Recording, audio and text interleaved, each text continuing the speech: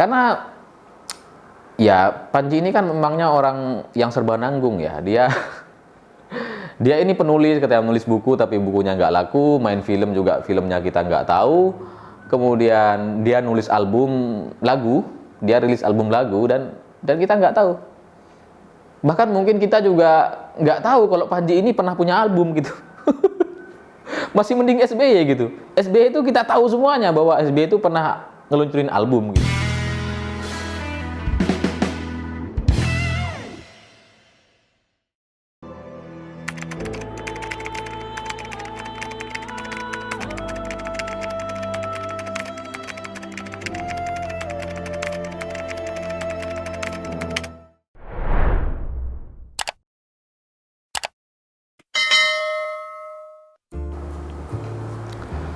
Selamat malam para mantan, selamat malam buat kalian yang masih belajar untuk move on dari masa lalu.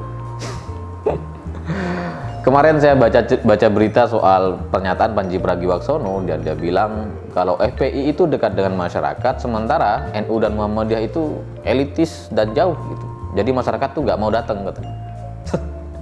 Tapi untuk lebih jelasnya kita tonton dulu videonya gitu. Ini. Amrin Tomagola, sosiolog itu bilang bahwa FPI itu hadir gara-gara dua ormas Islam yang gede itu udah jauh sama rakyat, yaitu Muhammadiyah dan NU. Jauh ke bawah, mereka tuh elit-elit politik. FPI waktu itu deket ke rakyatnya. Setiap kali ini gue denger dari Pak Amrin Tomagola. Dulu nih FPI ini tahun 2012 waktu itu kejadiannya. Kalau misalnya ada anak mau masuk ke sebuah sekolah, kemudian nggak bisa masuk, itu biasanya orang tuanya ke FPI minta surat. Dibikinin surat sama FPI, dibawa ke sekolah, itu anak bisa masuk. Terlepas dari surat itu menakutkan bagi sekolahnya, tapi nolong warga gitu. Kalau misalnya ada yang sakit, ini sering kejadian nih, ada warga yang sakit, mau berobat, nggak punya duit, ke FPI. Kadang-kadang FPI ngasih duit, kadang-kadang FPI ngasih surat. Suratnya dibawa ke dokter, jadi diterima. Iya cukup ya. Jadi begini. Ada kesalahan berpikir dari seorang Panji gitu. Saya nggak tahu kenapa dia bisa bicara seperti itu, karena aneh gitu. Ini kan tahun 2021 gitu. Dia bicara soal pembubaran FPI kan tentu di tahun ini gitu, di tahun 2020-2021.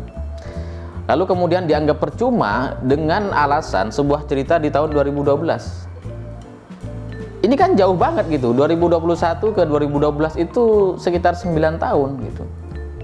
Kalaupun cerita tentang FPI di tahun 2012 itu benar gitu, tapi kan sekarang kan sudah beda gitu. Beda. Sekarang tahun 2021. Itu sama kayak anak mahasiswa jadi kuliah begitu. Dia nggak lulus satu mata pelajaran, lalu kemudian protes ke dosennya dan bilang ke dosen, Pak dosen, saya ini dulu ranking 1 di SD katanya. Nggak relevan gitu. Bahkan orang gila pun saya pikir nggak akan bisa berpikir seajaib ini gitu. Ajaib ini. Coba kamu datangi orang gila deh kalian. Tanya tuh. Orang gila tuh kalau ditanya mungkin dia senyum, terus diem gitu, atau jawab. Jawabannya pun masih masuk akal, masih nyerempet-nyerempet lah gitu. Tapi kalau kemudian menganggap pembubaran FPI ini percuma dengan alasan atau cerita yang katanya di tahun 2012 itu FPI itu bisa membantu warga dan sebagainya, ya itu lebih gila dari orang gila. Lagian pernyataan satu orang dari seorang Amrin Tomagola, kata Panji, saya tahu orang ini gitu, nanti kita bahas. Jadi kalau satu pernyataan dari satu orang itu dianggap kebenaran, saya pikir Panji itu karena dia nggak tahu gitu kondisi di daerah seperti apa, dia nggak tahu NU seperti apa dan Muhammadiyah seperti apa yang terjadi di bawah begitu. Karena ya Panji ini kan memangnya orang yang serba nanggung ya. Dia ini penulis, katanya menulis buku tapi bukunya nggak laku, main film juga filmnya kita nggak tahu. Kemudian dia nulis album lagu, dia rilis album lagu dan kita nggak tahu. Bahkan mungkin kita juga nggak tahu kalau Panji ini pernah punya album gitu. Masih mending SBY gitu. SBY itu kita tahu semuanya bahwa SBY itu pernah ngeluncurin album gitu, meskipun kita nggak pernah dengar. Satu-satunya yang saya tahu soal Panji ini, dia komedian, stand up komedi gitu. Meskipun kalau soal lucu ya kalah sama Dodit Mulyanto, kalau soal sukses dan kaya masih nampaknya masih kalah sama Raditya Dika gitu. Atau sama Cak Lontong.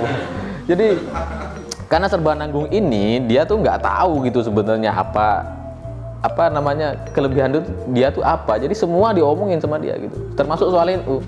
Kalau soal NU, Kiai NU dan Muhammadiyah dibanding Panji Pragiwaksono mestinya lebih tahu saya gitu. Soal Kiai NU gitu. Karena saya ini belajar di pesantren 6 tahun, kemudian setelah itu ngajar lagi di pesantren 1 tahun.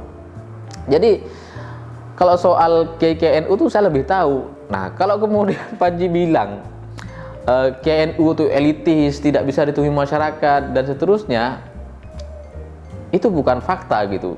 Kenyataannya saya selama 6 tahun itu di pesantren saya begitu. Kiai itu selalu bisa ditemui orang-orang gitu. Tamu tuh bebas masuk dan tanpa pengamanan gitu. Beda sama yang sebelah itu kan gitu. Nah, kalau kemudian dia cerita soal FPI yang dibangga-banggakan itu bisa nulis surat dan bisa bikin anak-anak masuk sekolah kepada sekolah yang tidak mau menerima, ini lucu gitu. Karena NU dan Muhammadiyah itu punya sekolah banyak, pesantrennya banyak, dari berbagai tingkatan gitu, dari SMP, SMA, kemudian kampus, ada semua gitu. Kalau soal FPI bisa bikin surat dan bisa memaksa seorang anak masuk ke sekolah, dan itu dibanggakan, NU dan Muhammadiyah itu udah ratusan ribu anak mendapat fasilitas sekolah gratis. Ratusan ribu. Udah dari dulu, udah puluhan tahun lalu. Jadi bukan cuma surat gitu. Di pesantren saya gitu, yang saya tahu, itu ada ratusan anak-anak, dia bebas untuk nggak bayar biaya makan. Ada ratusan lainnya bebas dari biaya SPP. Ada yang dua-duanya bebas dari biaya makan, SPP. Jadi dia tinggal masuk aja ke pesantren, udah makan, belajar di situ gratis. Itu di pesantren saya begitu. Jadi kalau kemudian FPI mau dibandingkan dengan satu pesantren aja gitu, dengan pesantren saya, itu udah kayak langit sama sumur gitu, jauh banget. Jauh gitu. Jadi kalau mereka cuma bisa bikin surat, NU itu sudah melakukan banyak sekali gitu selama berpuluhan tahun dan tetap berlaku sampai sekarang begitu. Karena sekolahnya masih ada, masih banyak tuh, malah bertambah gitu. Nah, kalau kemudian soal rumah sakit juga sama. NU dan Muhammadiyah itu kan punya rumah sakit gitu. Ya lebih banyak Muhammadiyah setahu saya, tapi NU juga punya.